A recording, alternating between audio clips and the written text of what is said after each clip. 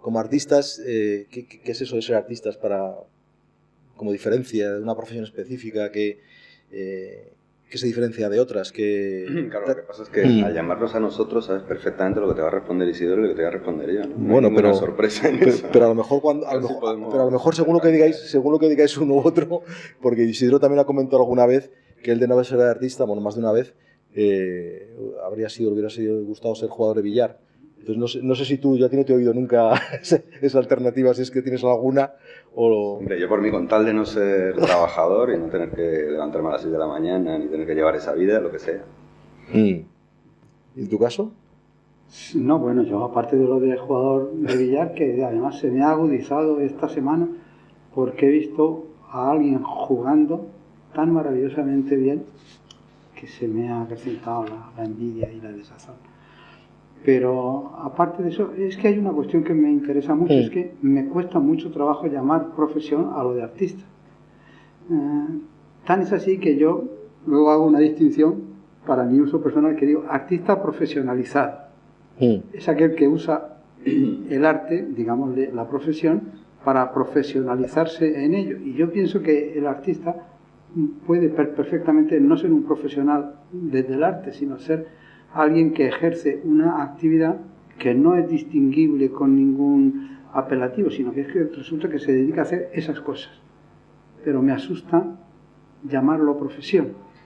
Claro, lo que pasa es que cuando dices profesionalizado, es un poco también la referencia que he entendido a Santiago, remunerado, que es decir, vivir de ello, en definitiva, ¿no? Estamos hablando de eso cuando decía, yo no me quiero levantar a una hora que se levantan los trabajadores en general, y esta profesión... Sí, señor, durante 8 horas, pues como una envidia de la vida, ¿no? Entonces lo de arte me permite no hacerlo así. Y luego mi caso es que lo tengo que vivir de algo, ¿no? Entonces me parece lo lógico de a lo que dedico la mayor parte del tiempo, que es del arte. O sea, yo no he sido capaz de articular otro tipo de estrategia en la cual pudiera vivir, tener otra profesión, y tampoco soy una persona de dinero, mi familia no tiene dinero. Entonces he tenido que ver de qué manera profesionalizarme. O sea, yo sería un ejemplo de lo que tú dices, un artista profesionalizado. Pero puede haber una profesionalización malsana, podríamos decir, solo practico mi profesión en aquel aspecto en que me es rentable para surtir, evidentemente, la necesidad económica que tengo. Es decir, solamente actúo cuando hay un fruto que es material. Solamente en esa condición, en esa circunstancia. Eso es lo que yo llamo profesionalizado. Es decir, me olvido, voy a hablar a lo bruto, me olvido de la creatividad y me dedico a la rentabilidad. Lo que pasa es que socialmente se piensa que mi rentabilidad está estimulada creativamente, y resulta que no, es que ya no está estimulada creativamente, sino que es solo rentabilidad. A eso llamo ya el artista profesionalizado, porque sigue estando en el catálogo de los artistas, pero sin embargo su móvil no es creativo, sino que es rentable. Pero también, claro, se da la condición de que cuanto más te introducen en el mercado, más ofertas tienes, o más conocido es tu nombre, y por tanto más ofertas tienen, también más posibilidades de trabajo. O sea, yo creo que mi obra se hubiera quedado muy estancada, hubiera sido una obra muy rinconera, ¿no? Muy de hacer lo que pueda cuando pueda. Y esto me ha dado una posibilidad de trabajar internacionalmente y como de tener mucho proyecto y tener mucho de qué ocuparme. Entonces yo, siendo una persona que he tenido siempre el problema de tener más piezas de papel, más piezas de escribir, quiero hacer esto, que la posibilidad de hacerlo, porque hacer las piezas es complicado, pues a mí esta situación no me viene muy bien. Pero sí, claro, entiendo el otro punto de vista. Se puede estar haciendo arte, cumpliendo reglas, haciendo lo que impone el mercado, o haciendo lo que, sonriendo a quien tiene el poder constantemente, o haciendo genuflexiones. De hecho, muchas trayectorias artísticas se parecen mucho a un trabajo normal, ¿no? Y se puede sencillamente pues estar ahí viendo a ver que si sacas dinero por hacer lo que te da la gana, pues muy bien. Yo no hay posibilidad de que haga un color con gente en que no terminen preguntándome, bueno, pero ¿usted de qué vive? O sea, esa pregunta sigue, aunque llegue al final, ¿no? Y yo la entiendo perfectamente, ¿no? Bueno, yo también me he buscado mi estrategia, como decía Santiago, mi estrategia es que yo trabajo en otras muchas cosas. Por ejemplo, yo he hecho de negro escribiendo discursos, ¿no? Para la gente, ¿no? que es la profesión más cómoda del mundo, ¿no? Pues no tienes que dar cuenta de lo que es. No, entonces te dicen, no, pero esto es un poco agrio, este discurso, no se preocupe, le metemos un poco de una caramelo entre medias. Entonces quiero decirte que, bueno, pues por ejemplo, eso dice, bueno, pues trabajo, hago otra cosa, ¿no? O yo qué sé, yo también he hecho rehabilitación de edificios, ¿no? Bueno, pues eso, o sea, sabía que lo hacía de vez en cuando. Lo que pasa es que estaba absolutamente desconectado de lo otro y yo disponía de una gran cantidad de tiempo. No tenía que hacer eso de decir, bueno, me levanto a las 6, o si lo tenía que hacer era, digamos, durante un mes, ¿no? Porque la obra estaba en su efervescencia. Pero quiero decir que cada uno se busca su estrategia y tú lo has dicho muy bien. Imagínate que da la bendición de que lo que haces como artista tiene frutos como artista profesionalizado, pero que no te cambias de chaqueta y dices, bueno, sino que resulta que sale así. Y dices, pues oye, pues bendito sea. Porque cuando hablabais en distintas ocasiones de, me parece que lo decías tú, Isidoro, preguntarse que para qué se hace algo, o sea, ¿no? Si es el para qué o es más bien el por qué.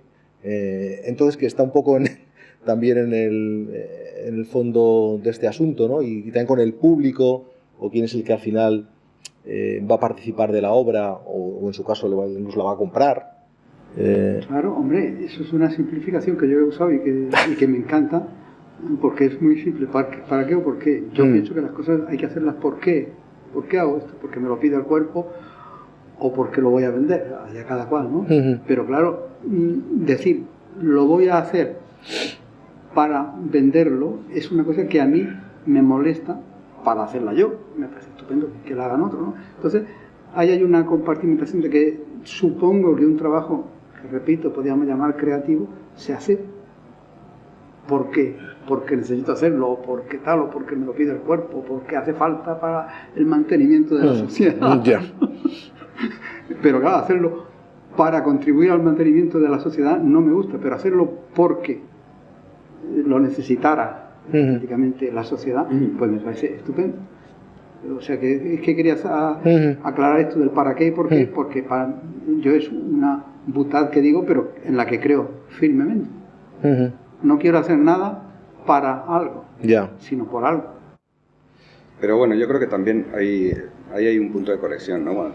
Cuando tú dices, a lo mejor, véndanme o denme un presupuesto de 6 euros para hacer mi pieza, ¿no? O 1000 pesetas, o les pides cuánto dinero gasta la institución, creo que ahí estamos muy en sintonía, porque yo hago eso, ¿no? Yo agarro y digo, pues a este señor le he pagado tanto. Y yo creo que lo importante en cualquier caso es articular una obra que cause un problema, ¿no? Porque cualquier cosa que no cause un problema es aceptación y aplauso de una sociedad que realmente merece todo mi poco respeto, o sea, no merece mi desprecio, vaya, lo único que merece. Bueno, pretendía decir que, particularmente en estos momentos justos en los que estamos, ignorar las cuestiones económicas o dinerarias o monetarias, o como queramos llamarle, es absolutamente quimérico, ¿no? Yo creo que la cuestión está en que el arte puede inmiscuirse en esto siempre y cuando lo declare abiertamente, decir, oiga, que esto es una obra sobre el dinero.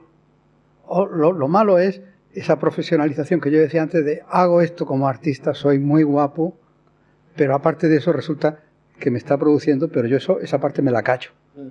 Otra cosa es que tú dices, oiga, que voy a hacer esto para venderlo, si es posible, a 1000, ¿no? En cuyo caso, esa osadía de decir que yo soy artista, pero lo que quiero es vender a 1000, ¿no?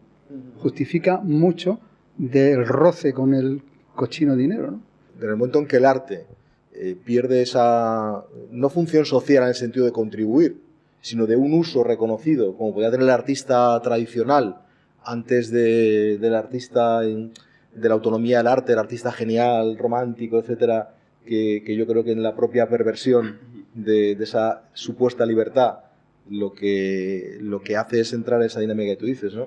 De decir sí al poder, pero además de una manera que parece que no, o sea, que tiene la libertad absoluta, cuando por otro lado pues es casi como una estrella de cine o del fútbol el que está en ese nivel de poder multiplicar. Se están poniendo bombas, ¿no? Se está haciendo un ejercicio simbólico, entonces ese no al poder tampoco va a ser nunca 100% rotundo, ¿no? Porque te estás moviendo, o sea, mismamente aunque no hagas aunque todo el trabajo fuera en el espacio público, el simple hecho de aglutinarlo en una carpeta o en un dossier donde se documenta, que es cosa que tú no haces, eso ya es meterlo en la institución o ya hacer que forme parte del poder, porque es historiografiarlo y venderlo como una material, una mercancía consumada, ¿no? Y hecha.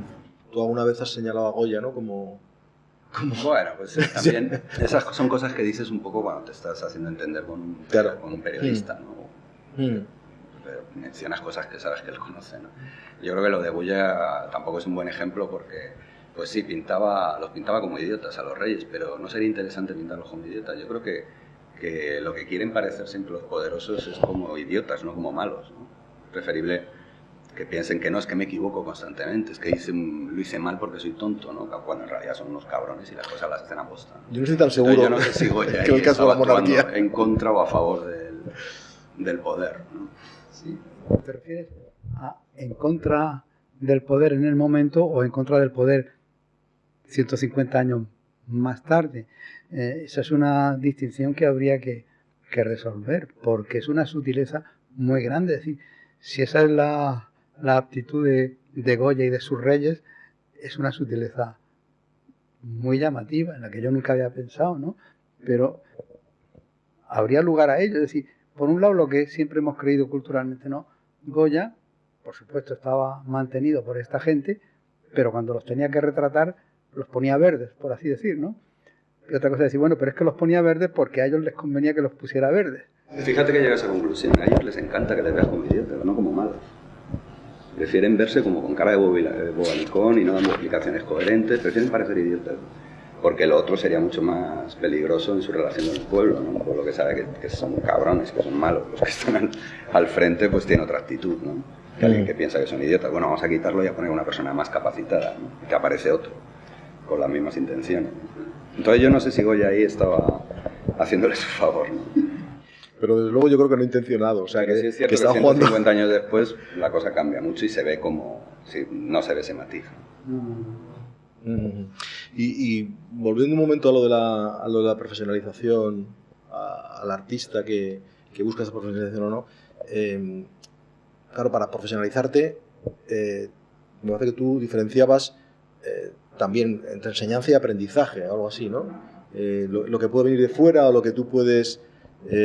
¿se puede realmente? Sí, bueno, hay ejemplos soy yo, que lo he hecho así, además lo predico, pero las herramientas necesarias para generar, en este caso, objetos que son simbólicos, etcétera, esa habilidad, esa artesanía, ese arte entendido como el saber hacer, que también quizá tiene que ver con otro modelo de cuando el arte era otra cosa, eso como... porque parecería que es algo también que está en el fondo algo innato, que es algo que uno como lleva la capacidad, pues no le hace falta tampoco manejar un lenguaje o unas herramientas que por otro lado, pues cada vez están a disposición de los artistas cualquier herramienta, ¿no? Otra cosa es que yo no tengo un callo, mira.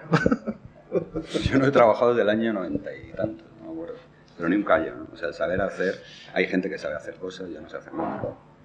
Y lo que hay que hacer es, cuando quieres hacer algo, informarte de quién lo sabe hacer y aprender de él y no estar intentando imponer una cosa que no sabes hacer. Eso te permite trabajar en muchos medios y ajustar el medio a tus necesidades de información o de contexto, las que quieras. Yo no tengo ningún inconveniente en decir que hay gente que está capacitada o dotada, si queréis, para una cosa o para otra. O sea, que eso no es ni un desdoro ni un mérito inmarcesible, ¿no? Es algo así, oiga, pues a mí es que el hacer carambolas, pues tengo ese don, ¿no? Tengo mucha firmeza en la mano izquierda y mucha suavidad en la derecha y tal, ¿no? Pues eso, bueno, pues es que resulta que lo tiene. Que eso se utiliza para jugar bien al billar, pues si es que es lo suyo. O sea, no vamos a maravillarnos. Aparte de eso, los jugadores de billar pues dedican 6 u 8 horas diarias a jugar. O sea que nada bien, o sea que todo hay que sudárselo, ¿no? Pero aparte de eso también hay que tener en cuenta cómo ha cambiado la práctica material del arte, es decir, del artesano, que había que ser. O sea, Goya era un grandísimo artesano, ¿no? Pero ahora seguramente no hace falta ser un grandísimo artesano. Yo no sé, estoy hablando por hablar, ¿eh? quiero decirte que el lenguaje ha cambiado tantísimo, los medios expresivos han cambiado tantísimo, los materiales que se usan, ¿no? Es decir, la delicadeza de un óleo hecho de tal manera, ahora pues es muy extraño, porque la gente se sienta en un ordenador, el ordenador es cierto que no tiene tanta sutileza, pero produce cosas bien hechas, ¿no? Entonces, a lo mejor no hay que ser un humanitas en el arte de hoy, ¿no? Y eso tal vez simplifique el hecho de que la enseñanza puede haberse rebajado en cuanto a necesidad, precisión. Ya no es preciso dedicar tantas horas a aprender cómo el horno cuece la cerámica, ¿no? Sino que resulta que se puede hacer a lo mejor de una forma más mecanicista. Pero eso no es ni más ni menos que una circunstancia, casi podríamos decir, histórica. Es decir, resulta que ahora no es necesario saber fabricar un cable porque los cables los venden de 50 tipos. Tú, como has dicho, lo único que tengo que hacer es decir qué tipo es el que me conviene, ¿no? Entonces eso suaviza, rebaja mucho la imperiosa necesidad de saber manejar el material, porque la naturaleza del material te viene dada en mucha medida. Y es en ese sentido en el que yo digo que no se puede enseñar el arte. Sí, tiene que ser sencillamente que tú lo aprendes. Es decir, no es importante que tú recibas lecciones sobre la naturaleza de los 50 tipos de cables, sino que tú lo aprendas por tu propia cosecha, en cuyo caso se produce un enriquecimiento que no se produce con la enseñanza mostrenca, de decir, venga, tantos milímetros de diámetro significa tal cosa, sino que sencillamente pienso yo que lo importante es aprender y no recibir la enseñanza. No es no recibir la enseñanza, sino es aprender y no recibir la enseñanza. Claro, porque quizá también, además de lo que decís, en la medida en que ya no se necesita aprender esas técnicas, el dibujo, el no sé qué, no sé cuántos, pero por otro lado se genera una necesidad, hasta cierto punto inabarcable, de conocimientos filosóficos, sociológicos, políticos y culturales y de una serie de disciplinas muy amplias que permiten hacer ese tipo de obras que ahora, por alguna razón, son las que el arte, no sé si se le demandan, pero que el arte tiende, sobre todo determinados planteamientos, como si dijéramos cuando se habla del arte como generador de conocimiento, que es una de las, y de conocimiento más global, es decir, donde otras disciplinas ya han renunciado a esa, como si dijéramos, omnisciencia de plantear soluciones globales o de tener una visión del mundo, como podría ser la filosofía decimonónica. De repente el arte asume, o determinados artistas o determinadas posiciones en el arte asumen esa opción, ¿no? O sea, de hablar de la realidad, hablar desde lo político, desde lo sociológico, y yo no sé cómo veis eso, y eso cómo se aprende también. Vacío el arte, tú metes lo que quieras, ¿no? Realmente, si hay una historia detrás, pero en esencia tú lo puedes utilizar en la dirección que te apetezca, ¿no? Hasta si quisieras hablar de leyes o si quisieras hablar, o sea, cualquier cosa la puedes meter ahí, ¿no? Sí, esto es interesantísimo. Es decir, tiene el artista, estamos hablando, creo que coloquialmente en un sentido que los tres asignamos el mismo sentido, el mismo significado. ¿Tiene el artista la obligación de ser experto en botánica si quiere hablar de flores? Entonces yo contesto inmediatamente no. Ahora, lo que sí tiene que saber es qué siente ante las flores, qué le dicen las flores y informarse de cómo crece una flor y por qué unas son amarillas y otras son rojas.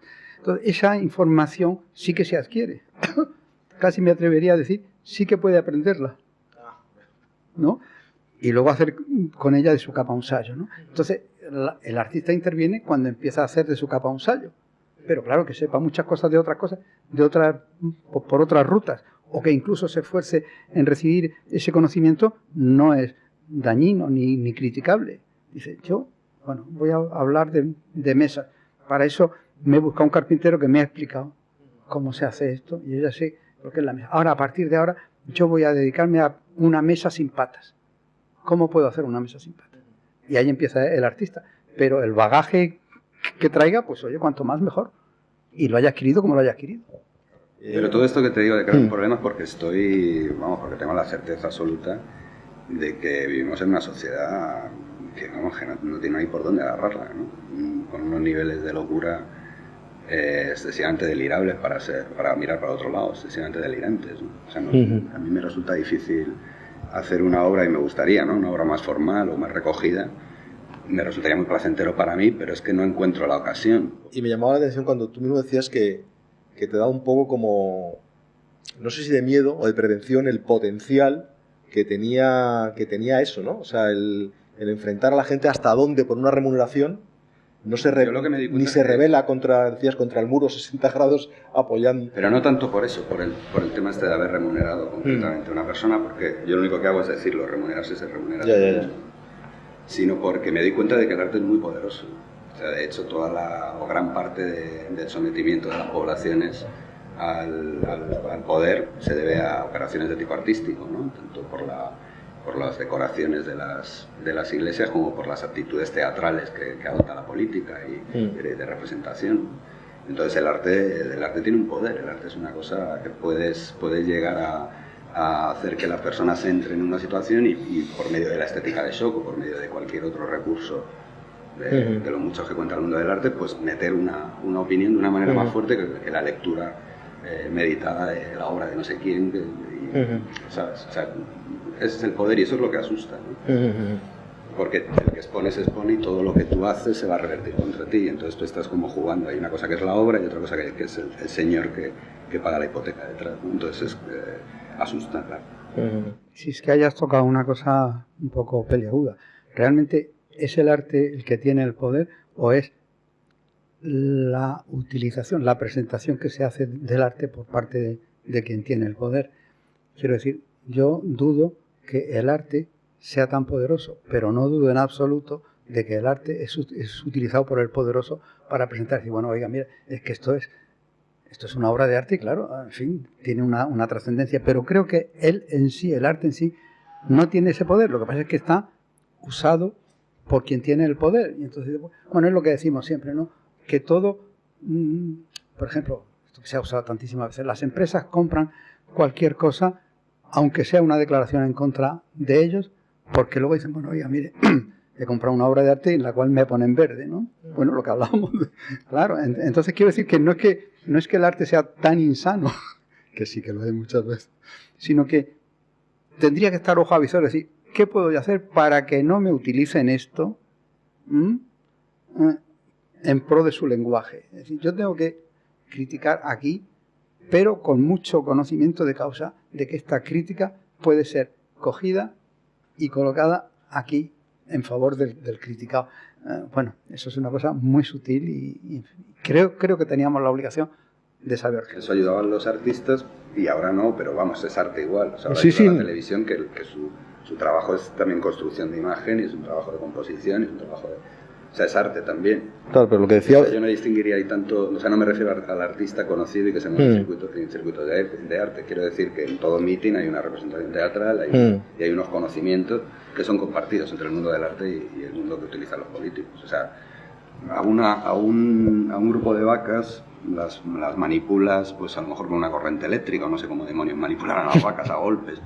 Pero a un tipo le tienes que engañar, ¿no? Y en toda esa fantasmagoria de engaños que utiliza el poder para envolvernos, pues hay gente que son artistas, ¿no? Y que son, pues antes podía señalar a Leni Riefenstahl por el nazismo, pero ahora mismo es que hay tantos tantos colaboradores que podrían ser considerados artistas. O sea, lo que es la elucubración de un telediario, pues es un ejercicio de creatividad y de obediencia impresionante, ¿no? Pero lo que apuntaba Isidoro, de que hay que ser consciente de que también hay margen o no hay margen, o sea, no puedes generar otras maneras que a la vez que son críticas respecto a la situación, como tú haces, de hecho, sirvan también para generar y aglutinar otros intereses que no sean los del poder, los de un contrapoder sin institucionalizar, que responde a los intereses y las necesidades de otros grupos sociales.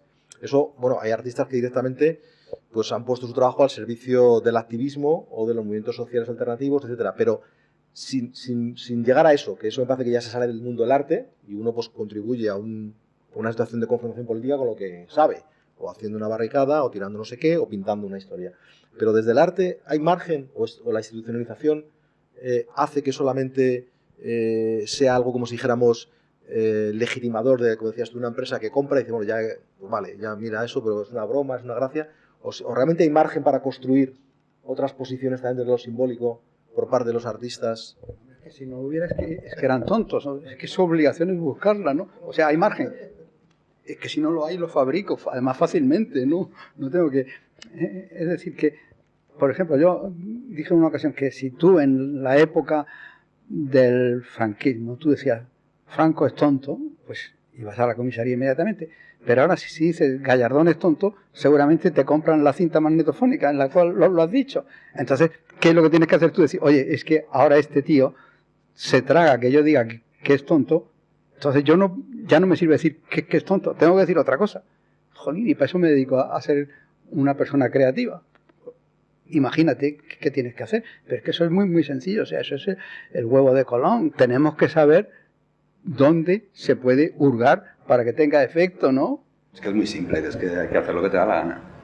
Ya, bueno, te da la gana, no lo que te impongan. Y en ese lo que te da la gana, pues tiene que haber siempre, yo creo que pues sí, lo que... Pues de incordiar, de no respetar las reglas. O sea, si estás en contra de la jerarquía o de un sistema de poder jerarquizado, pues ¿por qué vas a respetar los carteles de no fumar o los carteles Entonces, nuestras estrategias van ahí, claro.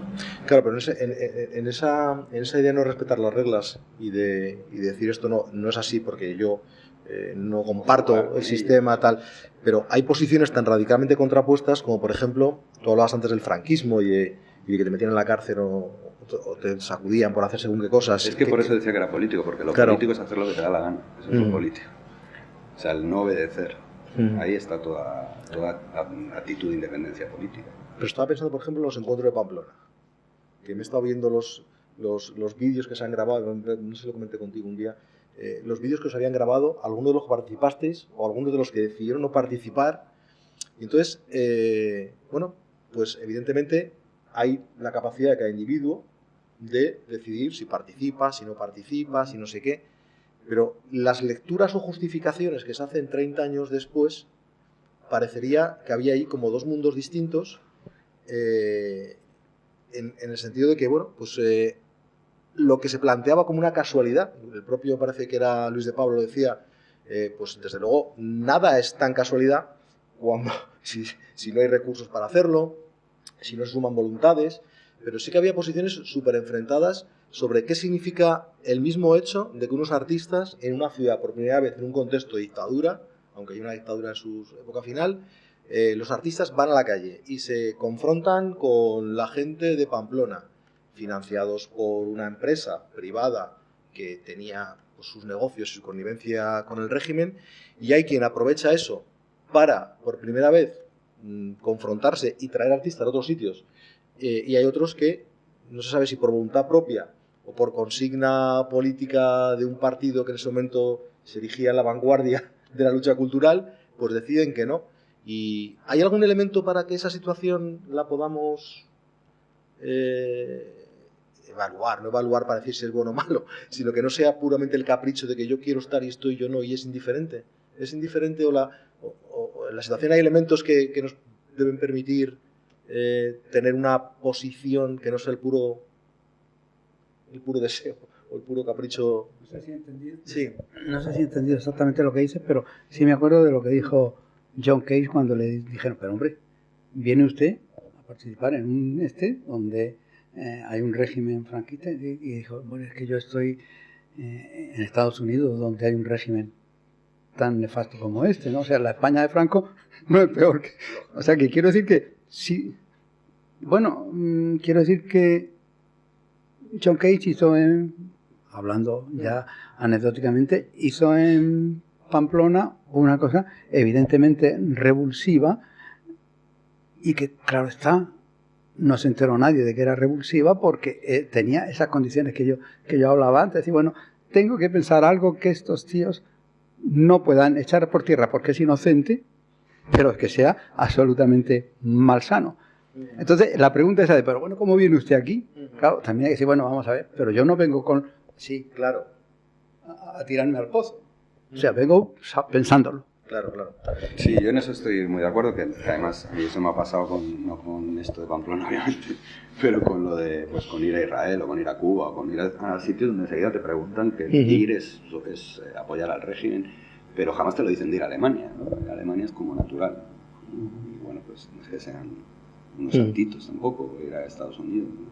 Entonces, yo creo que siempre que hay una organización y siempre que hay un dinero de por medio, pues hay suciedad, porque no hay dinero limpio. Entonces, en cualquier situación que participe de ese tipo, pues lo que tienes que pensar es en tu obra y desde luego no espantarte porque luego descubras que el quien financia es Satanás, ¿no? Porque lo normal es que sea así. Lo que el último término es eso, ¿no? Es la responsabilidad individual, ¿no? Del artista que se justifica o no se justifica con lo que hace. Porque claro, lo otro, como comentabais ahora, desde otras perspectivas, siempre se puede ver que hay ahí... Es que si no estaríamos esperando el advenimiento del anarcosindicalismo para hacer obra. Y entonces, mientras tanto, tienes que seguir haciendo. ¿Vale? No, y porque incluso aunque se produjera el advenimiento del anarcosindicalismo, como se produjo en algún momento en nuestra historia, en sitios muy concretos, pues también ahí tampoco eso te legitima para que lo que hagas pierdas esa responsabilidad individual y que te manifiestes con lo que tú haces, ¿no? Yo pienso que lo que no hay que hacer es estar en babia, ¿no? Es decir, a mí me ha hecho una gracia enorme el caos tan enorme que se ha montado con la decisión esta del Papa Andreu de convocar un referéndum, ¿no? Que parece ser que está en los fundamentos de la democracia. Entonces todo Cristo, empezando por El País, que publicó un editorial que decía un error colosal, todo Cristo se ha llevado las manos a la cabeza. ¿Cómo es posible que se pueda tergiversar tanto la ideología como para que lo que era prototipo se convierta en algo nefasto? ¿Y por qué nefasto? Porque daba la posibilidad, había la seguridad de que la gente iba a decir, no quiero, no juego. Entonces, ¿para qué le vas a preguntar si lo que ellos quieren no lo vamos a hacer? Que si le preguntes, y luego hay que respetar el resultado, etcétera, etcétera, estamos perdidos. ¿Qué piensas de la belleza? ¿Es un elemento o no es un elemento? Dentro del arte, dices. Joder, pues sí, ¿no? Sí que lo es. Lo que pasa es que no le puedo pedir al arte la belleza que le pido a otras cosas, ¿no? La belleza que pides en la naturaleza o en otros lugares, pero pues sí a mí me parece bello cuando te haces una pieza muy densa o con mucho contenido conceptual y con mínimos recursos. Eso como me parece a mí la cosa más bonita, ¿no? La escasez de medios, el utilizar muy pocos elementos para crear algo con el máximo efecto, con el máximo resultado, ¿no? Eso a mí siempre me ha parecido bello. O, por ejemplo, el hacer las cosas de manera que cueste lo menos posible, siendo lo mejor, ¿no? O sea, una pieza no despilfarre, sino que una pieza de repente sea una sorpresa presupuestaria también, ¿no? Que de repente no... Sí, pero tú estás hablando muy astutamente de otra cosa. Yo me refiero a la belleza plástica, a la estética. Sí, pero es que sé que al decirlo no vamos a estar hablando de la misma, ¿no? Porque a mí sí me parece muy bonito. Bueno, se está hablándote ahora de Alighiero Boetti, ¿no? Que es una exposición que bella donde las haya, ¿no? Y realmente hay... ¿Te afecta esa belleza? O sea, ¿la disfrutas? Yo la verdad es que sí la disfruté bastante, ¿no? Pero también porque están todos esos elementos que te digo, ¿no? Como con mínimas, bueno, y con aportaciones complejísimas también. Esto de la habilidad de escribir a dos manos es una cosa que me deja perplejo, ¿no? Pero sí, claro que la considero y la veo dentro del mundo del arte. Hay obras que se ve que son muy bonitas, ¿no? Pero no me imagino que no estamos pensando lo mismo que cuando es que... El decimonónico de la belleza, como... ¿no? Es que belleza es una tía buena, o es un cochazo, o es un coche... Pero una determinada... O sea, decir que nosotros trabajamos sobre la belleza sería como mucha gente llegaría luego diciendo, bueno, ¿y dónde está? Entonces creo que hay también una perversión por nuestra parte de ver belleza en cosas que a lo mejor no son bellas para el resto, ¿no? No, yo me refería a belleza en el sentido, sí, decimonónico, dieciochesco, renacentista. En ese sentido, es decir, el disfrute, si realmente valoramos la belleza, esta belleza plástica, digamos, por entendernos, como un elemento a considerar, o podemos contemplar un trabajo del terreno del arte haciendo omisión absoluta de este tipo de belleza, de la estética. Es decir, ¿qué sentido tiene la famosa frase esa que se atribuye a Picasso, de esa que termina una obra y dice, bella con lo que he luchado porque no lo fuera, ¿no? O sea, me ha salido bonita, ¿no? Eso a mí es una cosa que me atrae mucho. Es decir, realmente prescindimos de eso, no nos ocupamos ni un ápice de que resulte bella. A mí me es difícil pensar que no nos ocupamos nada. Quiero decir, en nuestro momento histórico, ¿no? Sí, eso es lo que bueno, que esa belleza no es la repetición del modelo publicitario, entonces simplemente que, pero sí que te preocupas, claro. Incluso cuando no está ausente o cuando aparece algo notoriamente feo, pues desaparece la belleza por ausencia, ¿no? Aparece la belleza ocultada, ¿no? Entonces sí que es pero claro, no es centro temático, ¿no? Yo creo, tampoco. No, pero si tú eliges un tipo de letra para escribir un cartel, lo eliges, claro. Uno de los elementos es estética. Indudablemente, ¿no? Dices, qué mal queda esta letra en este cartel, ¿no? O bien dices, oye, pues qué bien me queda con esta letra así rococó. O no, tiene que ser una letra de palo liso, no sé. Yo sé que no está de moda y que no está bien visto esto que he sacado, pero a mí me gusta. No, porque... Y decir me gusta es una valoración estética. A mí muy bella me parece, por ejemplo, la de... O sea, mías, para ponerte un ejemplo de que me parece a mí bonito, me gustó mucho la del degüello, que es tocar la canción esta de degüello. Intentamos enfrente de la Bolsa de Nueva York, pero no pudimos, un poquito más abajo en Battery Park, y era tocarla 24 horas. Y me parece una pieza súper bonita, ¿no? O sea, eso es, diríamos, que lo más parecido a belleza que he hecho. Claro, pero porque estás manejando otros elementos que tienen que ver, pues en un caso, con la economía de medios, con la simplicidad, con la eficacia, incluso con la emoción, ¿no? En este caso que decías de... Pero Isidoro malévolamente está planteando cómo el arte actual pues huye de la belleza en la medida que no es moderno, que el paradigma moderno ilustrado se ha dado por acabado por la posmodernidad y que no hay autonomía de la obra de arte en sí misma, ¿no? Que la forma en sí misma no es el elemento para valorar la obra, ¿no? Que no hay una aspiración de un ideal que cumplir, y todo eso, pues claro, claro, obviamente tú también has hecho algunas referencias, pues, a lo que decía Santiago. A lo que decía Santiago a veces de eso, de la simplicidad, de la pura forma, la efectividad, con pocos recursos conseguir la máxima eficacia, pero estamos hablando de otro, ¿no? O tú planteas otro... Claro, eso es importante, eso es un valor, por supuesto, de primera magnitud, ¿no? A considerar, pero son valores que te requieren un razonamiento, digamos. Lo otro es que dices, oh, qué precioso es esto, ¿no? A eso me refiero. Claro, pero ¿Y qué obras has hecho en esa dirección? ¿Cuál sería la que has hecho en esa dirección? ¿Yo? No.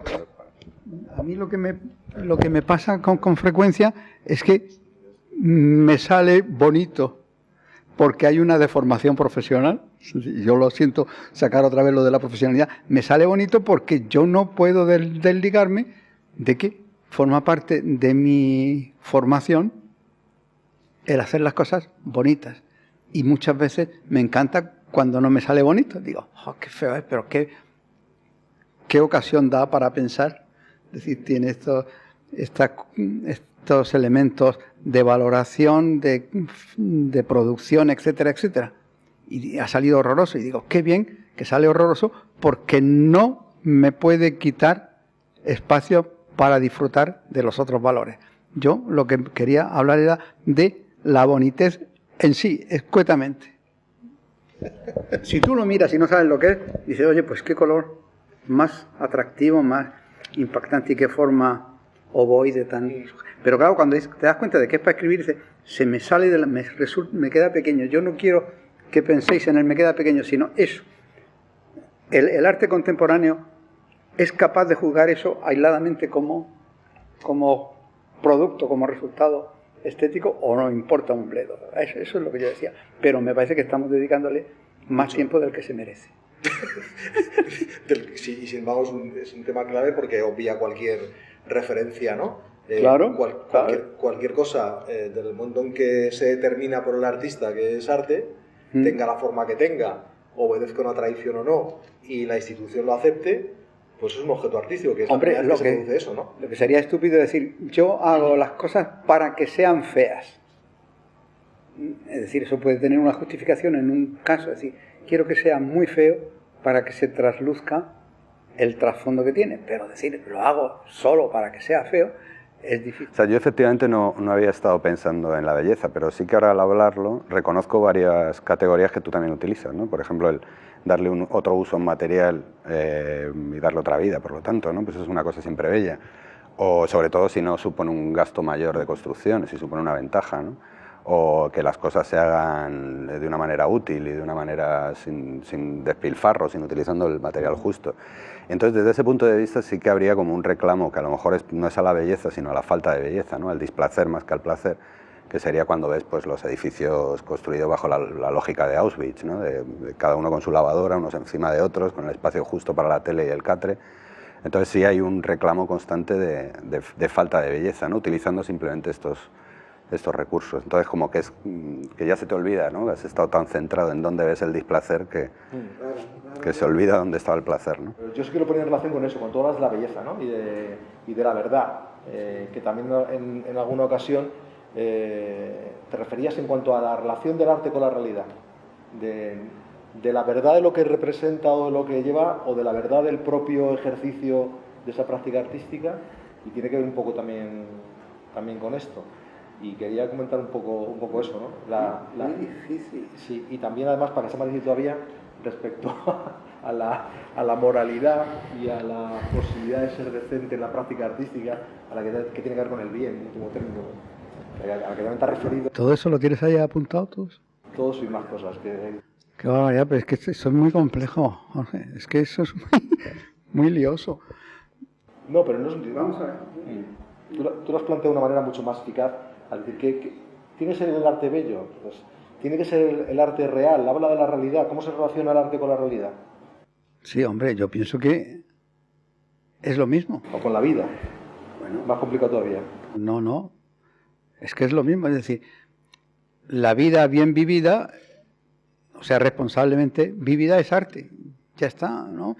Y el arte responsablemente ejercido es tu vida. Siempre digo que cuando tú estás actuando de artista, para entender, ¿no? Y perdón, los minutos que dedicas a ello son minutos de tu vida, no para de repente decir, bueno, ya no soy artista, ahora voy a vivir.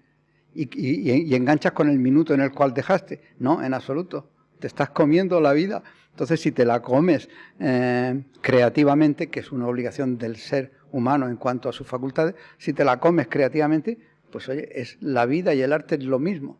Ahora, no quiere decir la ecuación esa que durante un tiempo tal vez posmoderno se hizo de, mira, igual a arte, ¿no? No, en absoluto.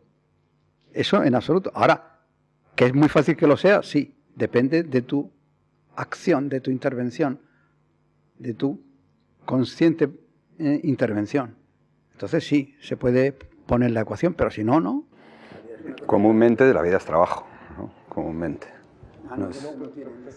O sea, esto sería como una excepción, ¿no? El que alguien pueda dedicar su vida a algo creativo sería una excepción. Normalmente es trabajo remunerado y aceptación de las condiciones, ¿no? Eso es lo que masivamente vemos en la sociedad. No vemos gente libre dedicando su vida a la creatividad, ¿no? Ahora están sacando mucho también la pobreza, la están empobreciendo a las poblaciones, ¿no? Porque se las controla mucho mejor. Y la pobreza sí que es una cosa es una cosa terrible. Es una cosa, una persona pobre no puede hacer nada, está todo el tiempo ocupada viendo a ver cómo resuelve o viendo, todos son problemas, todos son... es la cosa más pavorosa que hay, ¿no? Entonces escapar de la pobreza, escapar del trabajo, escapar de todo lo que nos imponen como para someternos, pues es bello, sí, es artístico y el arte no es la única vía, ¿no? Hay otras vías. Percibo mi comportamiento, soy consciente de ello, sí. Bueno, yo digo que el arte es la acción consciente y responsable, pero el pensamiento está metido ahí, o sea, ¿cómo vamos a no pensar? No, yo lo ponía en relación, lo quería poner, a lo mejor no entendía, con lo que hablabas antes de la percepción de la belleza, de tener el gusto, las emociones, eso que se ha asimilado a veces al arte como lo irracional, es decir, ¿no? La capacidad de generar formas, de generar placer, en último término, disfrutar de una obra, como decías tú, de Boetti, en último término, que no tiene por ser un acto consciente, o sea, no tienes que hacer una reflexión ni sobre lo que estás ejecutando, ni sobre lo que estás disfrutando, o sea, que ahí hay una parte que no es mensurable, que no es algo acotable y medible en función de un raciocinio explícito, o sea, que hay otros elementos que juegan en el arte, ¿no? Pero yo... Bueno, pero eso sí, bueno, quiero decir que estás hablando casi de una cuestión de sensibilidad espontánea, ¿no? O intuitiva, o de percepción no elaborada, sino claro, un impacto, ¿no? O incluso de lo inexplicable, ¿no? De ese punto que tiene que ver con el azar, con el hacer lo que quieres en un momento determinado.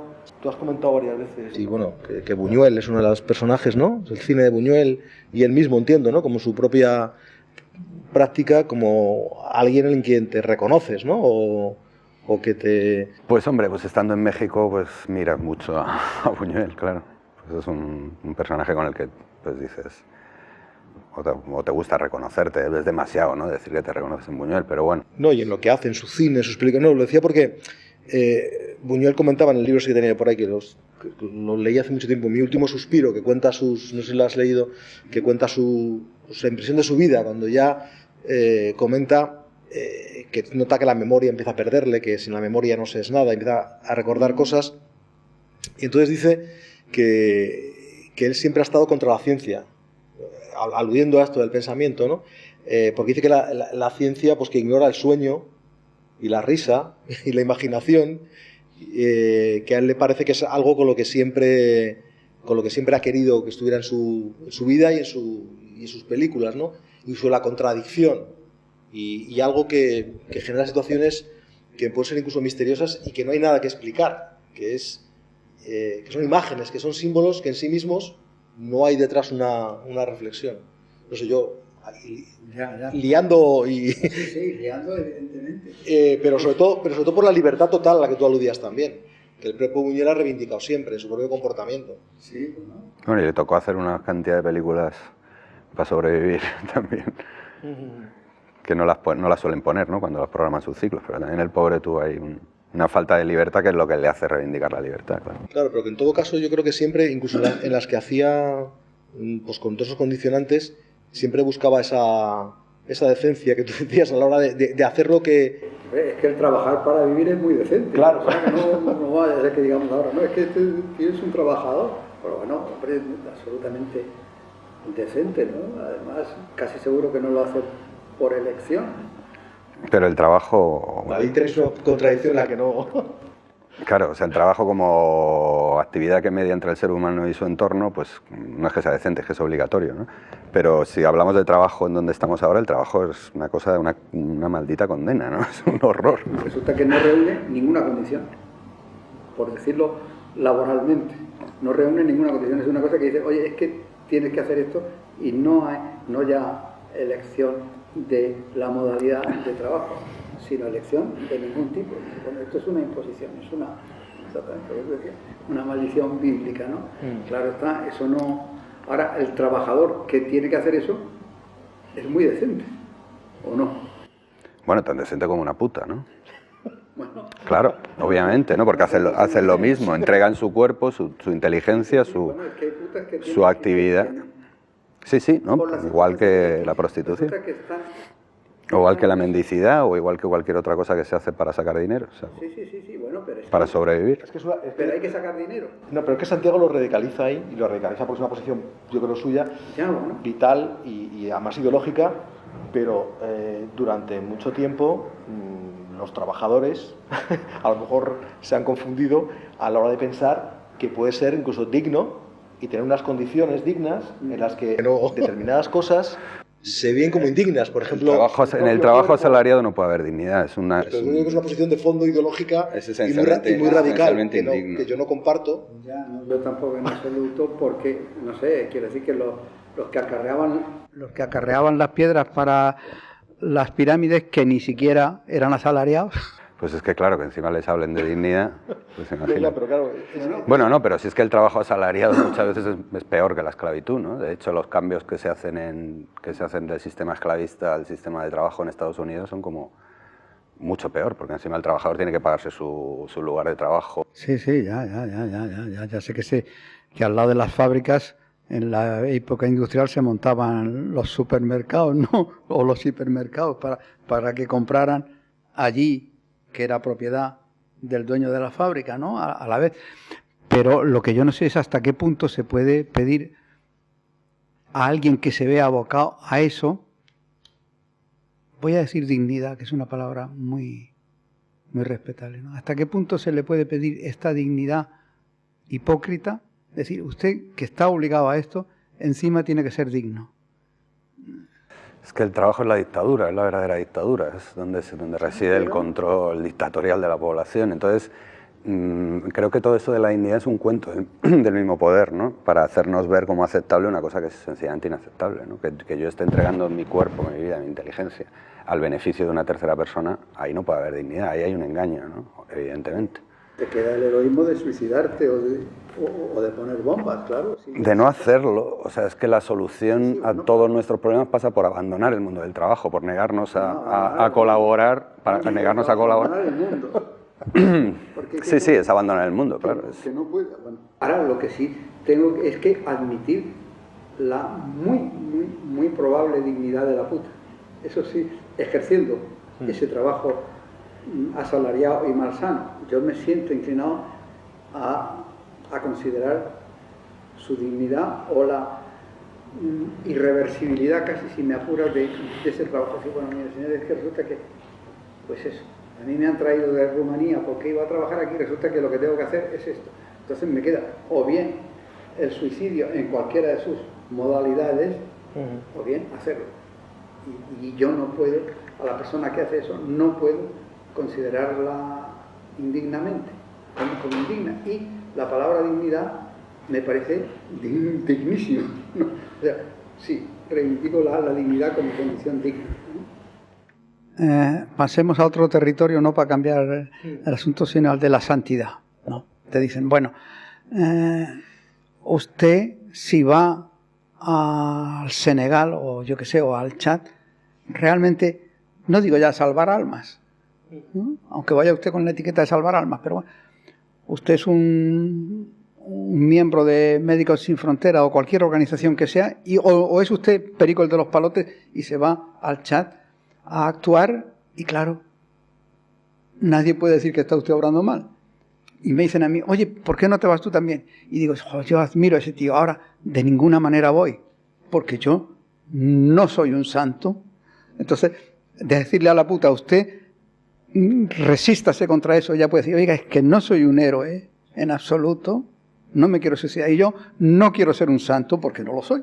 Y qué bien el tío que se va al Chad, pero yo no voy de ninguna manera, porque sencillamente, o sea, no soy tan grande. ¿Te parece poco cultural y poco menos natural, como decía Santiago, trabajar para poder vivir? Eso es lo menos natural. Los animales no trabajan, salvo que estos son organizados como colmenas y tal, ¿no? Eso no lleguemos al punto de pensar si esto que estamos haciendo es trabajo o no es trabajo. Bueno, no lleguemos al punto. Vamos a Los Olvidados, la película esta que hizo con las personas pues, más miserables de las zonas más degradadas de la Ciudad de México, y que duró 4 días en cartel y que, vamos, casi le querían, si no linchar, fue visto como una persona non grata porque puso de relieve algo que era una realidad que no se quería ver, ¿no? Y entonces, eso es muy ofensivo en ciertos círculos. Claro, y entonces en el libro hablaba de que el nacionalismo mexicano, que era algo que él, que no se sentía de ninguna nación en concreto, pues que él quería explicarse en función de ese nacionalismo, el que bueno, pues no es que le vetaran, pero que es que duró 4 días la película y que le retiraron hasta el saludo, ¿no? Y que el país prácticamente en el que él estaba viendo le repudiaba. Que es una cosa que también a ti alguna vez te han planteado. Tu relación con México no es tan buena como no sé qué, no aceptan tu trabajo o... Bueno, en todos los países hay 2 países, ¿no? Siempre hay 2 países, que es el país de la burguesía y el país de la gente. Entonces, realmente si no estás de acuerdo con las estructuras de poder establecidas, pues vas a ser un tocapelotas para la burguesía local. Y entonces yo lo que he recibido es un rechazo por parte de la burguesía local, no de toda, no de plano, porque tampoco me conocen todos, pero sí he tenido muchas fricciones, pero son lógicas y bienvenidas. Yo, por supuesto, a mí que a un señorito le parezca mal lo que yo hago, pues es una cosa de la que me siento muy orgulloso, ¿no? Ahí hay otra cosa también, que es que para los mexicanos, o sea, no es lo mismo cómo tú ves a un mexicano como un mexicano te ve a ti, porque él sabe que vienes de un país que le ocupó, que le invadió y que queda toda esa memoria. Entonces no aguantan que les critiques en el sentido de que tú no se lo aguantarías a un gringo o a un tipo, ¿sabes? Lo ven como así, lo ven como, ¿y tú de qué vas? Que tu país es mejor. Yo siempre que estoy fuera y hablo de alguna circunstancia que me es desagradable, siempre me dicen, ¿y tu país qué? O sea, porque parece como si todo el mundo se hubiera transformado en representante de su bandera o en representante de algo así. Pero eso pasa a todos los niveles porque, por ejemplo, en las Urdes, que yo voy todos los años a las Urdes, pues abominan de la película de Buñuel, pero yo estaba en las Urdes hace 50 años y realmente la película de Buñuel era muy realista, ¿sabes? O sea, se parecía bastante, pero claro está, no tiene nada de extraño que ahora que las Urdes no hay quien las conozca, o sea que es un emporio de riqueza, podríamos decir, en comparación, pues claro, dicen, eso es mentira, eso es una degradación infame, es una calumnia. o sea que eso hay que comprenderlo también. Sí, no, pues aparte de comprenderlo, son esos mecanismos. ¿Qué significa el nacionalismo que hace que un mexicano ricacho se sienta ofendido con tu trabajo, pero al tiempo, por ejemplo, gente que se reivindica de izquierdas, también, en función de que se produce esa, como si dijéramos, connivencia sí, bueno, pues a la hora... se le llama cualquier cosa, ¿no? No, bueno, alguien que... También. Bueno, pero sí, hay mucho supuesta izquierda que desde luego no hay cosa que más deteste que ver la pobreza en un museo, eso sí que es cierto. Y sí ha habido muchas críticas hacia mí por parte de la izquierda, como pues casi como diciéndose que hay un actuar gozoso o un goce en mí en el martirio o que yo estoy de acuerdo puesto que lo exhibo. Pero bueno, yo creo que entra también a formar parte del mismo fenómeno que se produce cuando un actor de teatro que hace el papel de villano en un pueblo pues luego la apedrean afuera, ¿no? O sea que también se mezclan muchos elementos. Es que esa es una contribución compuesta y prefabricada que interesa muchísimo, digamos, al poder, por entendernos, ¿no? Decir, bueno, ya sabemos que estos son artistas, ¿eh? Qué tranquilidad, porque sabemos lo que va a hacer este tío, ¿no? Va a hacer obras de arte. Y además lo tiene permitido porque es artista. Claro. O sea, eso sirve para remarcar el carácter excepcional que tienen estas personas. O sea, por ejemplo, la figura del genio se basa en una chorrada, ¿no? Porque una persona que pueda ser genial, digamos un Einstein, pues será una persona que habrá tenido unas circunstancias para desarrollar sus aptitudes buenísimas, ¿no? Y que si esas circunstancias fueran repetidas en otras personas, pues tendríamos los mismos buenos resultados. Entonces, el remarcar la excepcionalidad del genio es sobre todo remarcar el hecho de que todos sois unos imbéciles, todos sois unos cretinos, porque este es el genio. O sea, también hay detrás de esto una estrategia comercial, por supuesto. Si yo consigo convencer a toda la humanidad de que yo soy único y de que, por lo tanto, firmar yo en un papel es como firmarte un billete, pues la habré hecho, ¿no? Pero no hay que confundir las estrategias personales con la realidad. Luego, sobre todo, la gente que pone cara de genio, de que va de eso por la vida, pues la mayor parte pues es simplemente eso, es una estrategia que tiene ese señor para vivir mejor que si no hiciera eso. Pero vamos, yo creo que todos estamos suficientemente espabilados para saber que, por ejemplo, los museos, ¿no? En los museos está Velázquez, se fomenta la visita a Velázquez, que por otro lado me entusiasma, porque la gente dice, y parte de artistas llegan y dicen, ¿cómo voy yo a llegar a esto? ¿No? Imposible. ¿Te das cuenta? Esto no es mío, yo estoy debajo, yo estoy más abajo. No es un igual a este... Y claro, esa es la función fundamental del museo, archivar y conservar hitos, a los hitos inalcanzables, si es posible. Que den ese ejemplo a la población, el ejemplo de que esto no lo puedes conseguir tú. Es tuyo, esto es un dotado que vino y hizo esto. Pero por otro lado hay muchos museos ahora, sobre todo de arte contemporáneo, que practican otras líneas o que pretenden abrir a la sociedad con otras prácticas, como si dijéramos desmitificar al genio, convertir todo en algo colectivo, con lo cual también a veces parece que se obvia lo singular, no en el sentido excepcional que puede tener el artista que trabaja con lo simbólico y que cualquiera... Es que de hecho ya hay una creación colectiva, yo creo. De hecho ya tú ves, sobre todo a través de Internet, te das cuenta como mucha gente está trabajando en red. O sea, están modificando la aportación que ha hecho alguien hace un segundo, la acaba de ver colgada en Internet y ya te encuentras la modificación. Y sí ves como, o sea, yo sí veo como una especie de autor colectivo, ¿no? De que realmente la situación actual no es una situación de figuras aisladas, sino que es una situación de una colectividad bastante amplia que trabaja en red. Entonces el concepto este de artista solitario, pues creo que es algo que prácticamente ha desaparecido. Se está todo el mundo modificando la obra unos a otros y trabajando en relación a lo que ha hecho el de al lado, y si hay una colectividad, ¿no? Sin embargo, eso que tendría que ver con la obra abierta, que tú también lo decías, no, yo la obra, yo me responsabilizo de lo que yo he generado, sea lo que sea, y ahí hay un cierto cierre, esa idea también de la obra abierta para... ¿no? Eso está un poco en... Que yo defiendo eso o que no lo defiendo. Que no lo defiendes, o sea, que no lo defiendes. Que precisamente en contra de lo que dice Santiago ahora, de que se produce, efectivamente, se trabaja, pero que tú reivindicabas que la obra en sí misma, hay un punto en que la cerrabas. Yo. Tú, como tu propia propuesta. Ya, tú, hablas por tú, por ti, no hablamos. No quiero decir que la cerraba yo, pero... Yo no soy nadie. Yo la cierro para mí. Digo, bueno, yo esto ya lo cierro y me he cansado. Ahora, eso está ahí. Pero está ahí. En el momento de hoy en el que estamos, no hay temas delimitados, que en aquella época sí lo había. Eso es. Tal vez era el retrato, el bodegón y el paisaje, por decir algo, ¿no? Ahora no hay temas, ¿no? Y por supuesto, como derivada de eso, no hay lenguajes específicos. Quiero decirte que el ladrillo, el reloj, la mesa, el cemento, la palabra, son lenguajes posibles. Entonces, digamos, ¿hay lenguajes adecuados a temas? Pues es posible que sí. Yo eso, la verdad es que nunca he pensado en ese asunto. Pero tenemos la virtualidad de que, oye, usemos el lenguaje que sea. Es decir, yo ahora salgo y cojo el autobús, ¿no? ¿Es el autobús un lenguaje vetado a la expresión creativa? No, en absoluto. Lo que pasa es que, bueno, a mí no se me ha ocurrido qué hacer con un autobús, pero todo es cuestión de ponerse a pensar. Con un camión. Sí. No, con un autobús, ¿eh? Todo es cuestión de ponerse a pensarlo, ¿no?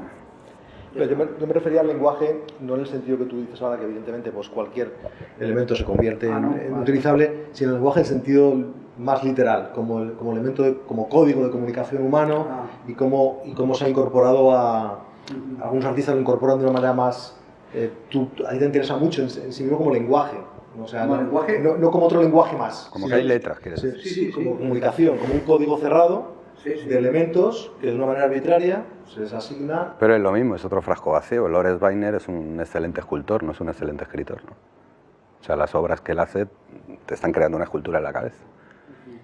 Se usa el lenguaje, pero es que es igual, son frascos vacíos. O sea, tú pones dentro lo que quieres, ¿no? Aunque sí hay gente que hace una temática específica sobre el lenguaje, pero como la puedes hacer sobre cualquier otra cosa. Lo que preguntaba tú, el lenguaje como elemento de comunicación humano, claro, o sea, que lo has trabajado especialmente, ¿no? Sí, porque me interesa, me lo pide el cuerpo.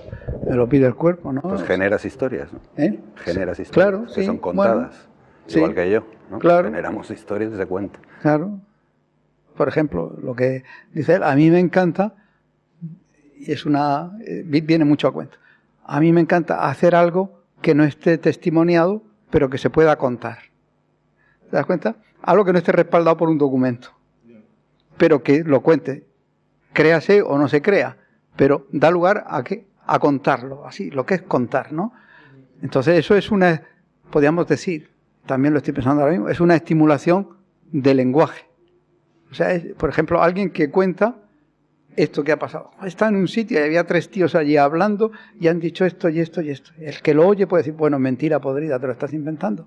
Me da igual que te lo invente o que sea, pero ahí hay un lenguaje impulsado. Ya por acabar, hemos hablado del lenguaje como materia de trabajo artístico y como un interés vuestro en algunas obras, y también quería pues que comentáramos la relación con el espacio público, el papel del arte en el espacio público. Pues lo primero, yo esto sí quiero decir. Lo primero que yo creo es que esto del espacio público está dejando de existir, o existe muy marginalmente, o existe porque no se dan cuenta, pero realmente ya todo el espacio está prácticamente privatizado. De hecho, a mí lo que más me llama la atención cuando voy a Latinoamérica es encontrarme que la gente todavía no se ha dado cuenta de esto y utilizan la calle. De repente se sacan las sillas y se ponen afuera, como se hacía antes en los pueblos, o incluso aquí en Madrid también se hacía. O salen el domingo a comer y ponen la mesa en medio de la calle y ahí se dan una comida, o había un tipo cerca de mi casa que proyectaba películas los sábados en medio de la calle. Pero estas cosas son absolutamente excepcionales, porque si quieres hacer algo público tienes que empezar a mover con los auténticos propietarios del espacio, que no es toda la colectividad, sino unos tipos que dicen representarlo, pues una montaña de papeles, etc. O sea, a mí me da la sensación de que estamos ante una invasión masiva de lo privado, ¿no? Pero no es una sensación que me dé pues, por locura, sino que lo refrendan los hechos. De los 70 hay una transmisión de bienes públicos a manos privadas que hace que cada vez lo público tenga menos sentido para mí. O sea, ¿dónde está? Se lo quedaron, ¿no? Y sin llegar a esa faceta bucólica o romántica, sencillamente la plaza para estar. O sea, ya no hay casi bancos, hay muchos bancos individuales. Para que no se tumbe la gente. Otros ceados. En fin, y es curioso porque en la Plaza del Callao, por ejemplo, es que hay constantemente montajes de cosas. O sea, la han cepillado, se han quitado. Lo alquilan, ¿no? Han quitado todos los árboles, todos los bancos que había, un rellanito que había ahí donde se sentaba la gente, lo han quitado. Han puesto los suelos esos de granito artificial horroroso y ya están montando constantemente tinglaos, mercadillos, ferias, no sé qué. O sea, que ni siquiera sin llegar a eso de no poder sentarte en tu silla en la puerta, sino sencillamente no poder sentarte en una plaza. La calle Preciados han quitado los bancos hace muchos años, la Plaza de las Cortes ya, ¿para qué vamos a describirla? Porque mejor olvidarlo, ¿no? Entonces, la privatización... Bueno, Colón, que es una cosa... Bueno, Colón, bueno, sí, ahora, es que es una cosa horrorosa, sí, yo no sé si decir la explotación del espacio público por 4, la explotación por 4 del espacio público. En fin, o sea que ya no existe eso, o va camino de no existir. Pero eso no quiere decir que nosotros, Santiago y yo, tengamos que rendirnos. Claro, pues precisamente es más necesario señalar eso, ¿no? O marcar otras maneras de usar el espacio. Sí, hay que recuperar el espacio público y disolver los cuerpos represivos, ¿no? Para empezar, como un programa mínimo de actuación y también, pues, incluso ser modernos, porque lo de los bancos no creo que sea los fragmenten por un ejercicio de posmodernidad, sino por lo que decía Santiago, para que la gente no se tumbe o no se siente junto a hablar, ¿no? Sí. En un país que está echando como a cuántas, a 200 familias a la calle al mes, ¿no? O al día, o no sé qué brutalidad están echando. Bueno, pues ya os dejo de dar la lata, salvo que queráis epilogar o decir cualquier cosa. No, estamos satisfechos. Lo dejamos así. Muy bien.